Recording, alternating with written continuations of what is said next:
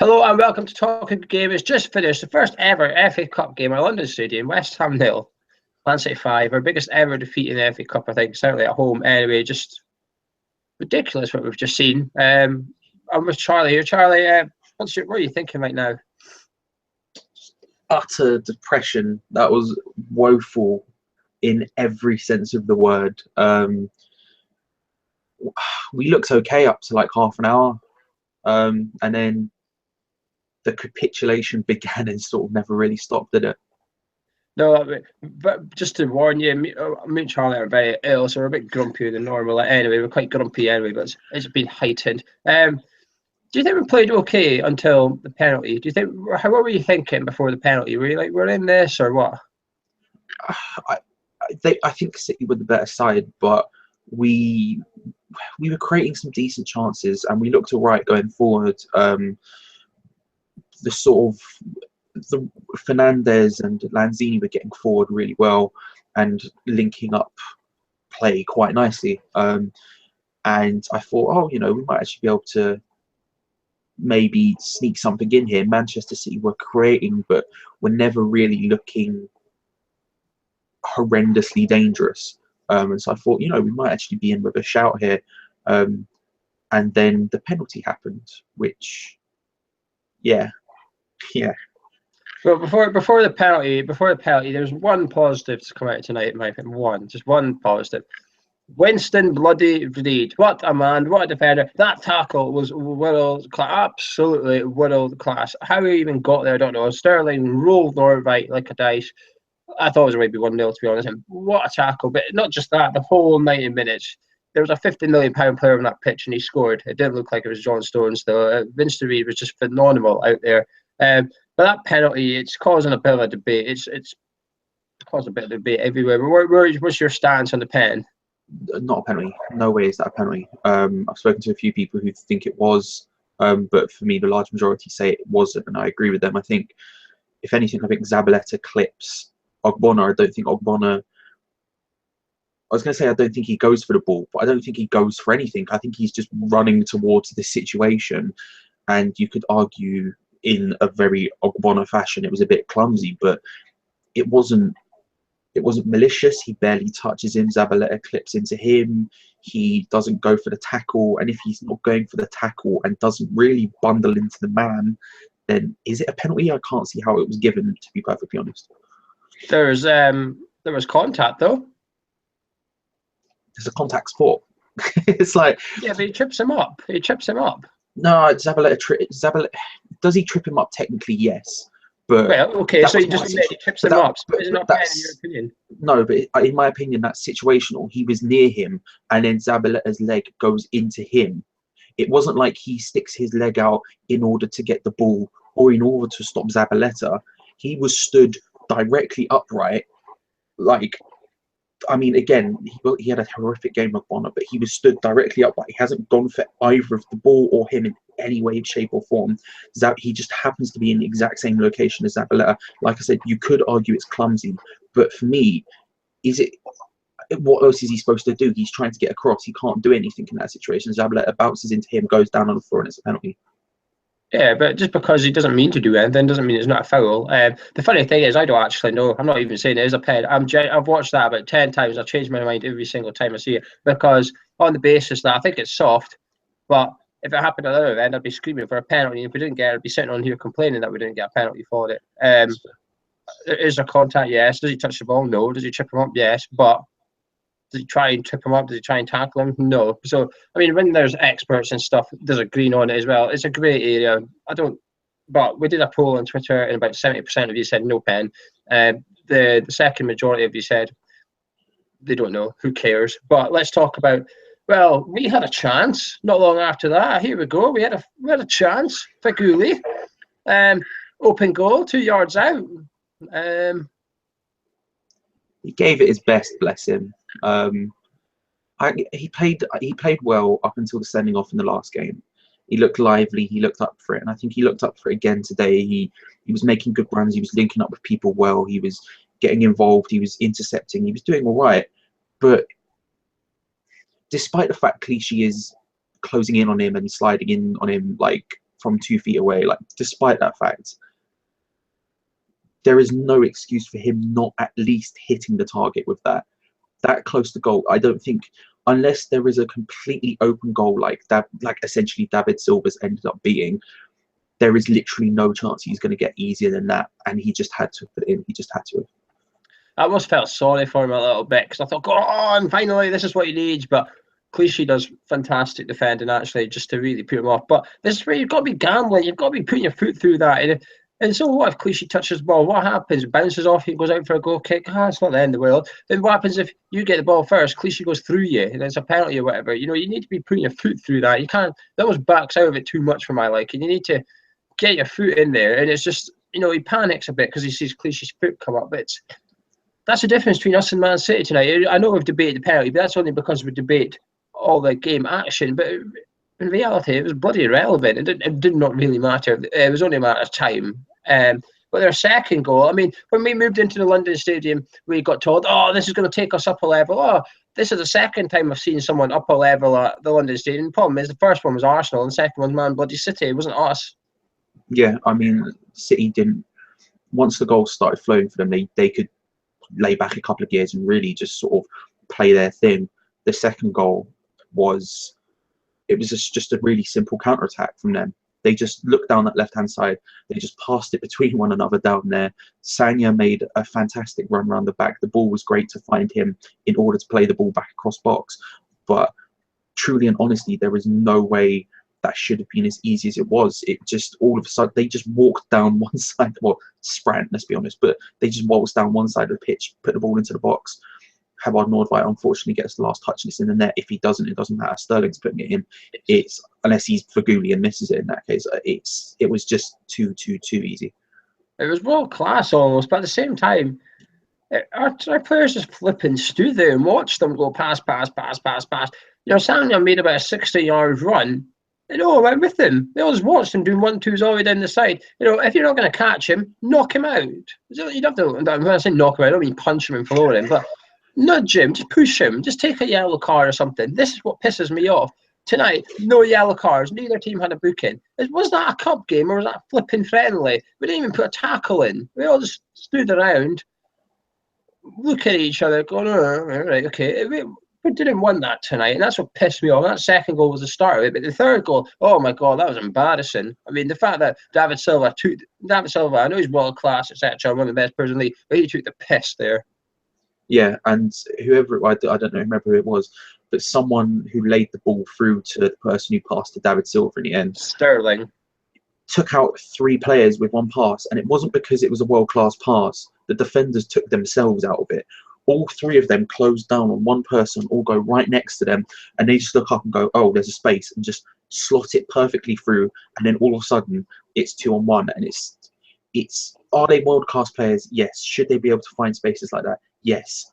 There is no way in hell we should be letting that much space on the pitch. And that's the one thing I can fault Winston Reid for the entire game, was he got way too close with 2 other players and he should have backed up. He should have seen the situation come in, but he didn't. And like you say, they are world-class players. They should be able to do that, but we made them look like Barcelona. That was absolutely ridiculous. To be fair, they do have 1 or 2 players that could play for Barcelona. But the problem is, like you said, for their third goal, everyone ran to the flipping ball. They all just went. And you're like, what are you doing? Poor Nordveit's in a line with 4 defenders. They're all in a line. 3 of them run up, and he's standing 10 yards behind the rest of them with De Bruyne and Silva running at him, with Sterling going down the side. He's probably thinking, what the hell is going on here? You can't even... this guy, he's a defensive midfielder. He's been put right back again. He got roasted by Rashford for pace. It's not his fault. And then tonight, every time Sterling got him, bam, past him. And Reid was doing his utmost to help him. The amount of times Reid bailed him out. But the thing is, it's just no one. It's almost like our management are almost just Nordveit's struggling. Just leave him. It's fine. He's struggling there. He can't keep up with Sterling, etc. All running around him. He can't even. It's just a joke. That third goal was absolutely embarrassing. It's worse than the Arsenal goals, in my opinion. They all just stood still. And it was just... But, you look at Bilic. The bloke's got his head down. He's just looking at the floor and stuff. And you're just like... Frustrating. I mean, let's look at the starting line-up, before we talk about the second half, that starting line-up, I actually thought was okay. I thought Lanzini should have been centre midfield rather than attacking midfield. But the whole team dynamics was wrong. Sometimes Caro would press and the rest of them would stand there. Then Fuguli would run up with Antonio, but Lanzini and Caro would stand still. And they're not even working as a team. They're all working as individuals. And when they're working as individuals, they're not even bloody trying that hard. Yeah, like I said at the beginning, he looks all right. There seemed to be some cohesion to what was going on. People seemed to know what the heck was happening. And then once the floodgates opened, it was like everyone disappeared. It was like no one knew what the hell was going on. The thing that worries me most about that third goal was the fact that Havard Nordtveit is the only non-defender in defence, and yet he was the only one who didn't just mindlessly run towards the ball, which is sheer lunacy. Like, everyone forgot their role in that team after the goal started flowing. Everyone. And like you say, sometimes one person was pressing and the other people were dropping back. Sometimes other people were pressing, and that wasn't a smart tactic. That was just complete bafflement from our players. People just didn't know what the heck was going on, and it was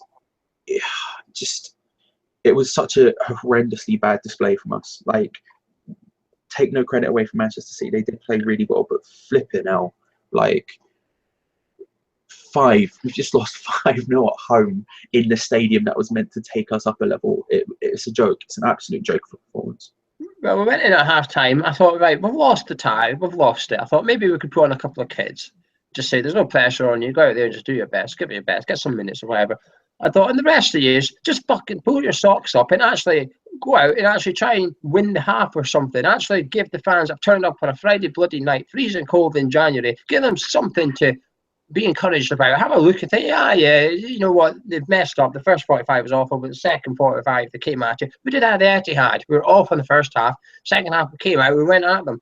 But we came out and just started. We were picked up. Stood on our 18-yarder, watching him. Watching City, pass. Zabaleta looked like bloody Xavi out there tonight. He had his socks down. His shin. He could have had us clear at some point and just sat there. It was, I mean, we talk about bringing on the youth. I understand maybe the concern that if we were to bring on the youth and then we were to get demolished, that it could ruin their confidence. But that ended up being the case anyway. Like, Payet did a few things, but he could have done anything and it would have looked incredible compared to the rest of the performances out there. Noble, I don't remember a single thing he did, but to be fair, I basically tuned out by that point. It was, why not?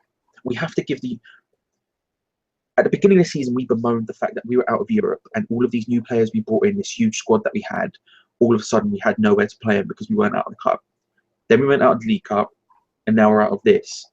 When are the youth players ever going to get a chance if that's the case?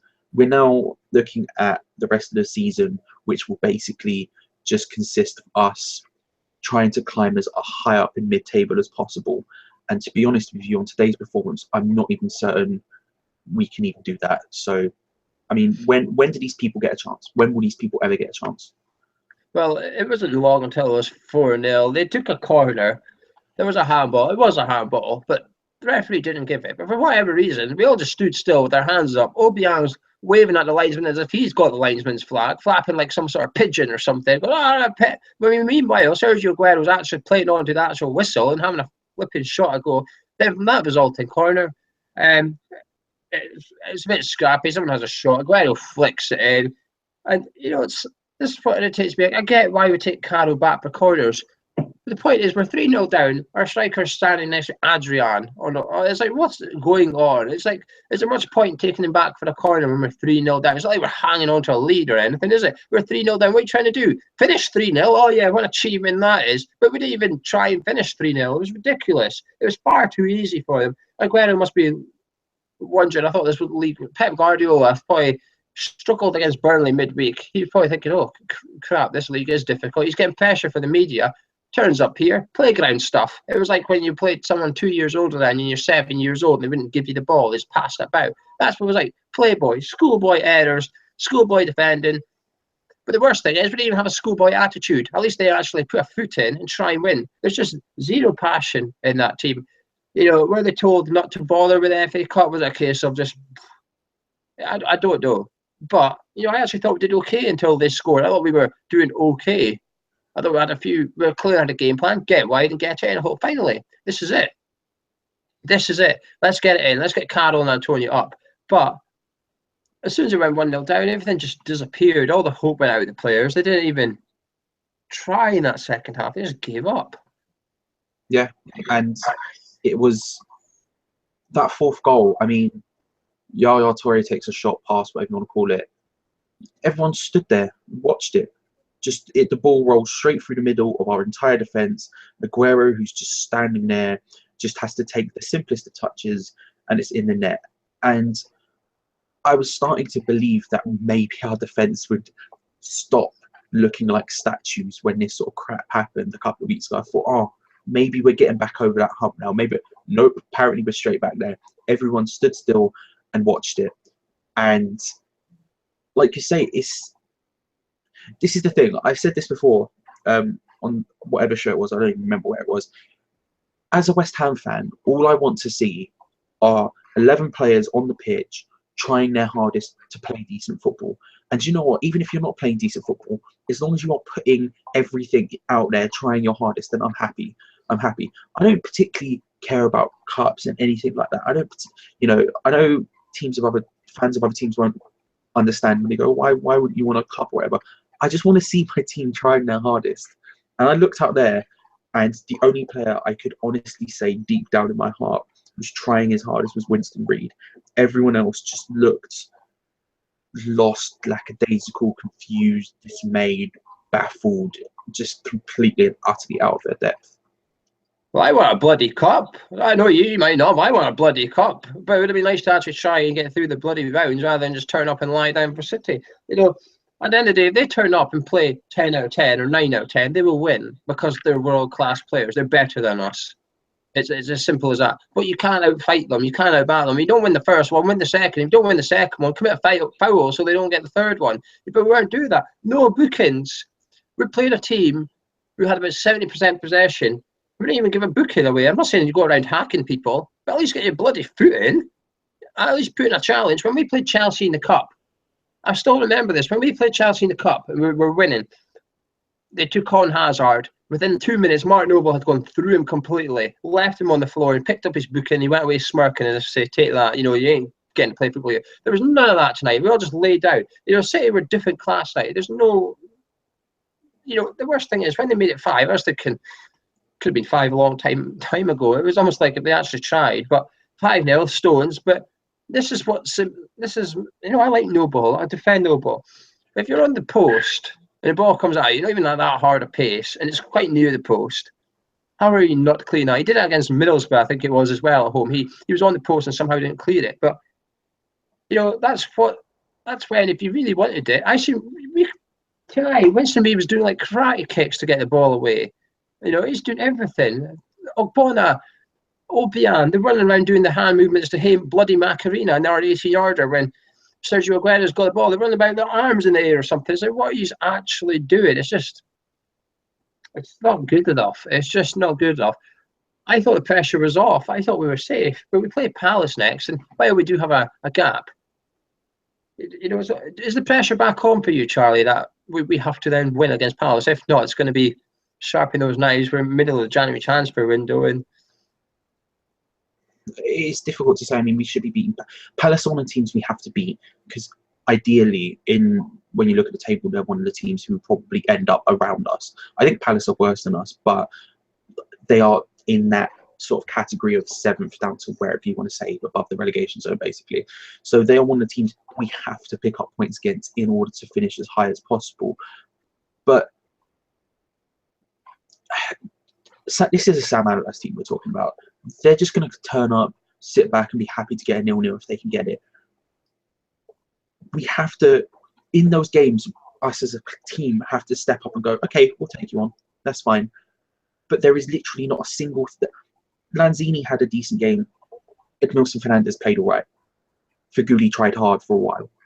But as a team, as a group of players, I'm not convinced that when Palace turn up, we have the desire and the drive to take it to them and try and break them down in a sense that we would have had last year. It's just not there. It's just simply not there. The worst thing in a way is almost Noble come on, took the armband off Reid, pranced around the pitch while Reed was still the only one that was given 100%. You just think this is the type of thing. It's just like, just it frustrates me. But like, are you worried about Bilic? Are you questioning Bilic? Do you blame Bilic for tonight? I'm concerned that he the first half an hour was all right. That's my biggest problem. The first half an hour was okay, and then once it got going, we crumbled like nothing, like just like we have against other teams a couple of months ago, like, or even a couple of years ago. That's my biggest worry. I still believe in Bilic. I still think he is the right manager for us. I believe in his tactics. I believe in him as a man manager. But there's clearly something wrong when we just get absolutely steamrolled like that. And like you say, City were world class. City are world class. But they absolutely steamrolled us. And that should not be a thing that was happening. And the fact that everyone's head was down, it was like it was again a couple of months ago, that really, really concerns me. Are you just hoping it was an FA Cup attitude? I'm hoping it was just Friday night. Everyone's looking forward to the weekend. I don't know what. I just really, really hope that whatever happened after the Arsenal game, when Bilic, what he said stuff publicly about the players, but whatever happened behind the scenes in order to get them going in some form again, even though we were lucky to win the next 2 games after that, whatever happened, I really hope he looks at it and goes, Jesus Christ, and does that again, because otherwise. But how often can you do it though? He's basically, when you, for those that don't watch horse racing, the jockey will ride, and at the end he takes out the whip to really give it his last push, right? Bilic has almost used this whip already. How every often game are you actually gonna use your whip? Can you use it? So, we're talking 5 games ago, you had to get one in the change room or whatever and slap their bums a little bit.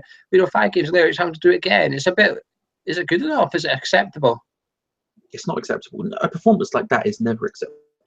The result today is never acceptable. Losing to any team 5-0 is never acceptable. Whether it's home or away, it makes no difference. If you're losing 5-0 to someone, you've not done well enough. Simple as that.